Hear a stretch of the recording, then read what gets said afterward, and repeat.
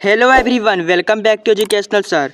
तो हम सभी डिस्कस कर रहे थे फोर्स्ड हार्मोनिक ऑसिलेटर, जिसमें हमारा पिछला वीडियो जो था वो वन शॉट था फोर्स्ड हार्मोनिक ऑसिलेटर में, जिसमें हम इसके सेकेंड ऑर्डर डिफरेंशियल इक्वेशन और इसके साथ साथ इसके सॉल्यूशन, यानी इसके सॉल्यूशन जो है टू पार्ट में होता है। पहला था कॉम्प्लीमेंट्री फंक्शन और सेकेंड था पार्टिकुलर इंटीग्रल। तो दोनों ये ट्रांजिएंट स्टेट और स्टेडी स्टेट दोनों में दोनों को सॉल्यूशन को हमने डिस्कस किया था। तो आज का जो हमारा ये पार्ट बी होगा वो लेक्चर नंबर हमारा 6 था और पार्ट ए था फोर्स्ड ऑसिलेटर में। तो फोर्स्ड ऑसिलेटर ये हमारा पार्ट बी होगा और लेक्चर नंबर 7 होगा, ठीक है। तो इसमें आप डिस्कस करने जा रहे हैं बेसिकली फोर्स्ड ऑसिलेटर का जो रेजोनेंस होता है और शार्पनेस ऑफ रेजोनेंस जो होता है, जो क्या होता है। तो एग्जाम के लिए बहुत ही इंपॉर्टेंट है। यदि आपने वो पिछले वाला लेक्चर नहीं देखा है तो यह लेक्चर आपको थोड़ा सा भी समझ नहीं आएगा। तो सारे जो है मतलब एक दूसरे से जुड़े हुए सारे लेक्चर्स, तो मैं यही बोलूँगा आप डिस्क्रिप्शन में जाइए, आपको प्लेलिस्ट मिल जाएगा ऑसिलेशन नाम से आपको प्लेलिस्ट मिल जाएगा। उससे आप बहुत सारे वीडियो जो लेक्चर है चेकआउट जरूर कर लें। चलिए भैया टाइम वेस्ट की वीडियो को स्टार्ट करते हैं। तो जानते हैं फर्स्ट ऑफ ऑल टॉपिक हमारा क्या है, रेजोनेंस। रेजोनेंस क्या है? तो the phenomena in which the amplitude of the forced harmonic oscillator becomes maximum for a particular value of frequency of dividing force of driving force is called resonance और amplitude of resonance. समझ में आया क्या? कुछ नहीं, phenomena यानी घटना, कुछ ऐसा जो प्रक्रिया है वो घटना होगा कब? जब जो एम्पलीट्यूड होगा किसका? फोर्स्ड हार्मोनिक ऑसिलेटर का। आप बोलेंगे सर फोर्स्ड हार्मोनिक ऑसिलेटर आखिर होता क्या है, इसका एम्पलीट्यूड क्या है, मतलब कुछ समझ नहीं आ रहा है यहाँ से।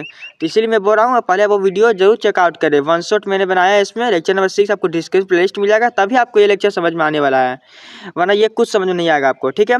हमने पिछले क्लास में इसके एम्पलीट्यूड को भी डिस्कस किया था, साथ में साथ फोर्स्ड हार्मोनिक ऑसिलेटर के ऊपर डिस्कस किया था, ठीक है।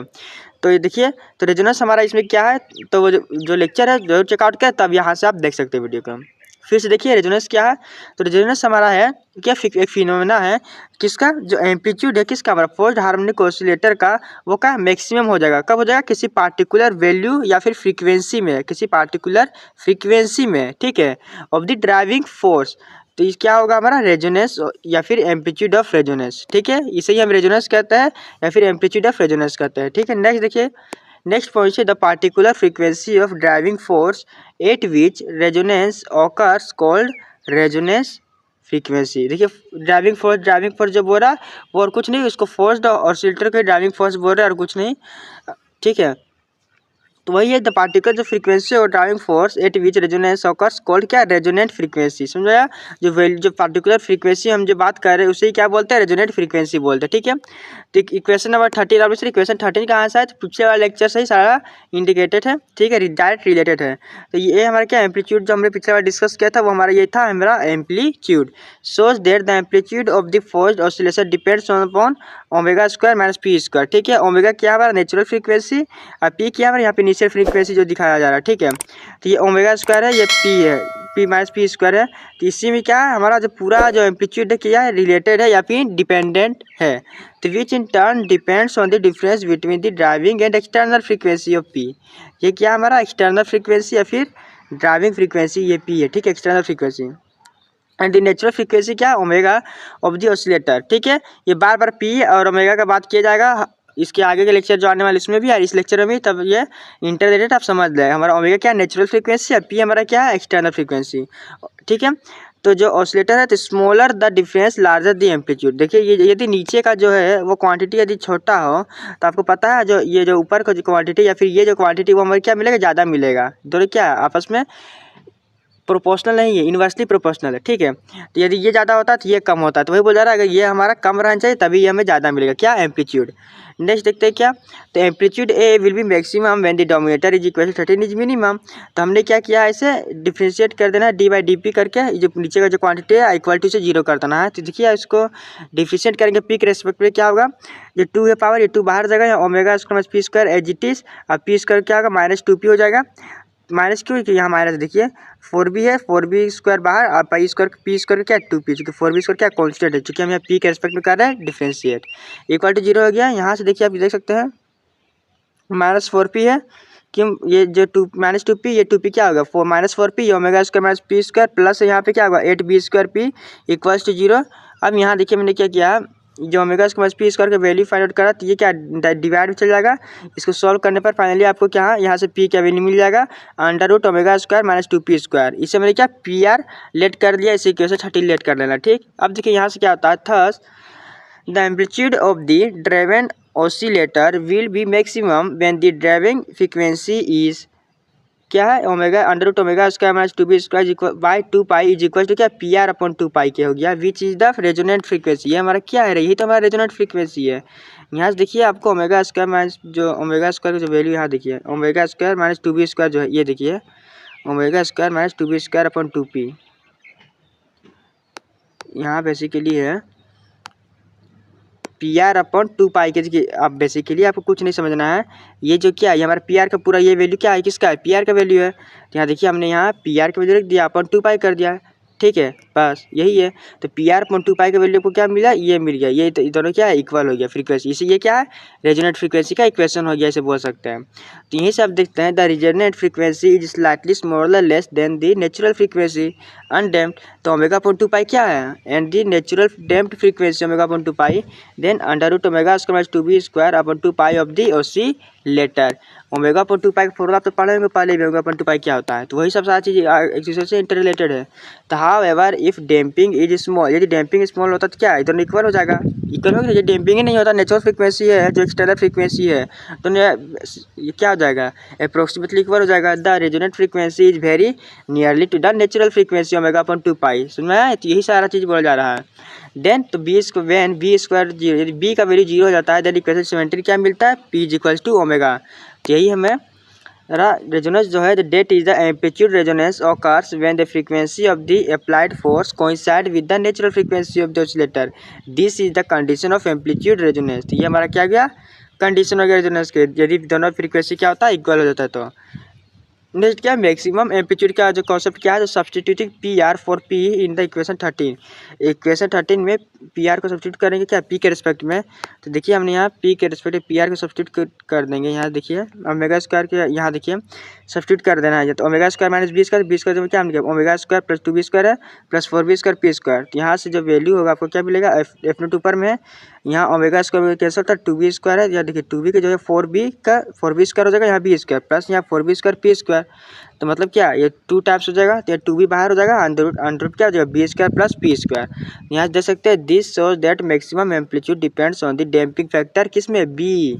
डैम्पिंग फैक्टर बी पे क्या कर रहा है, डिपेंड कर रहा है। Smaller is the damping, larger is the maximum amplitude, तो वही बोला जा रहा है। For B is equal to 0 तो एम्पलीट्यूड इज मैक्सिमम होता है कहाँ तक, इन्फिनिटी तक, which is not practically possible. तो इसलिए बी जीरो हो जाता है। यदि हम यहाँ पे देखिए इक्वेशन में आप बी को जीरो कर दीजिए, तो बी को जीरो कर दीजिए तो क्या 1/0 क्या होता है, इन्फिनिटी हो जाएगा। तो ये जो हमारा एम्पलीट्यूड मैक्सिमम वो क्या इन्फिनिटी चल जाएगा, तो जो कि ये क्या इम्पॉसिबल है, प्रैक्टिकली तो ये हो सकता नहीं है। तो बस वही हमें शो करना था। तो बेसिकली आप नेक्स्ट का टॉपिक हमारा है शार्पनेस ऑफ रेजोनेंस, क्या होता है इसमें समझते हैं।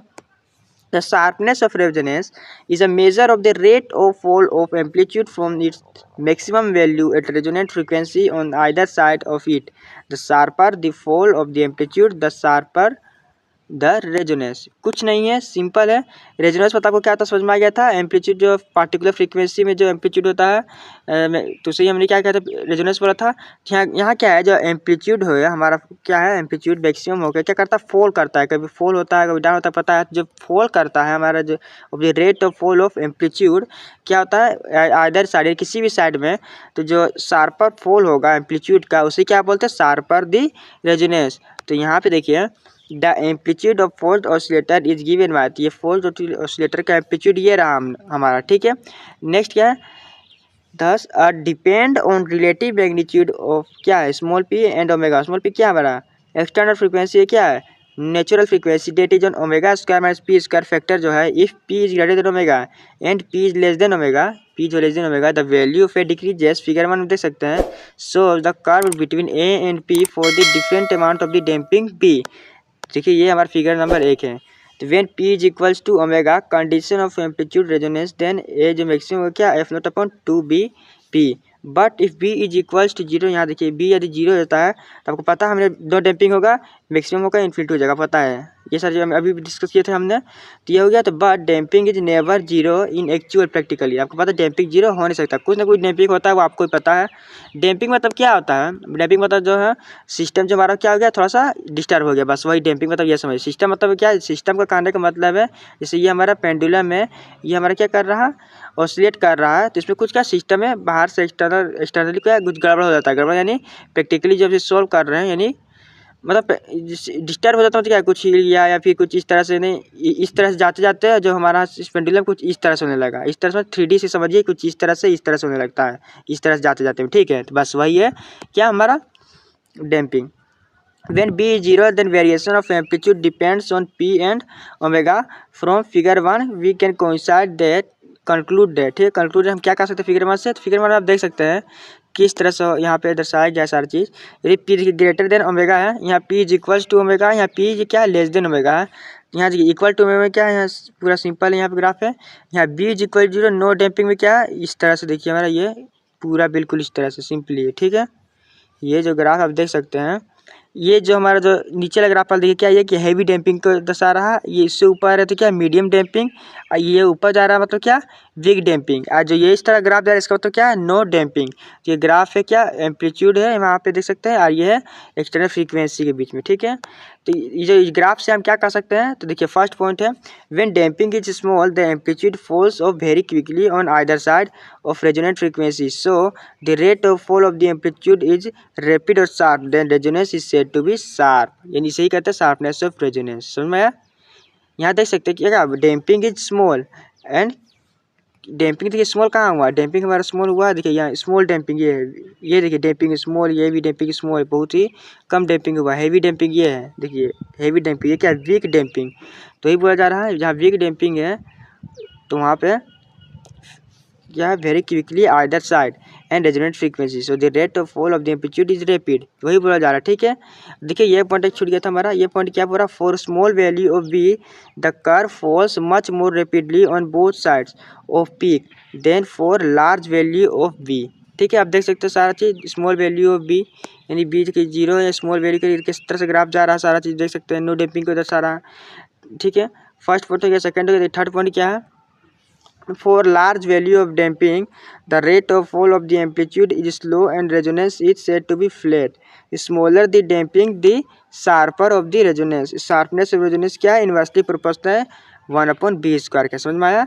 यानी ये हमारा क्या है हैवी डैम्पिंग, ये देखिए किस तरह से है, यही हमारा क्या हैवी डैम्पिंग है, तो वही बोला जा रहा है। तो 1/b² के क्या होता है प्रोपोर्शनल होता है किसके, शार्पनेस ऑफ रेजोनेंस, ठीक है। तो बेसिकली ये सारा पॉइंट हमने लिखा है किससे, इस फिगर को देख के, तो फिगर बहुत ही इंपॉर्टेंट है एग्जाम के लिए, तो इसे आप जरूर चेकआउट कर ले, ठीक है। बहुत ही इंपॉर्टेंट फिगर है ये, यहाँ से आप देख सकते हैं एग्जाम से बेसिकली आ सकता है, ये फिगर के लिए क्वेश्चन पूछ ही देता है, तो इससे आप नोट डाउन कर लें, समझ लें। तो जो आज का हमारा लेक्चर होता है यहीं पे, नेक्स्ट क्लास में हम डिस्कस करेंगे पावर डिसिपेशन, क्वालिटी फैक्टर, सारी चीज़ को। तो वीडियो अच्छी लगी तो लाइक करें, शेयर करें, और चैनल में पहली बार आए हैं तो चैनल को सब्सक्राइब करें। मिलते हैं अगले नेक्स्ट वीडियो के साथ। So thanks for watching this video.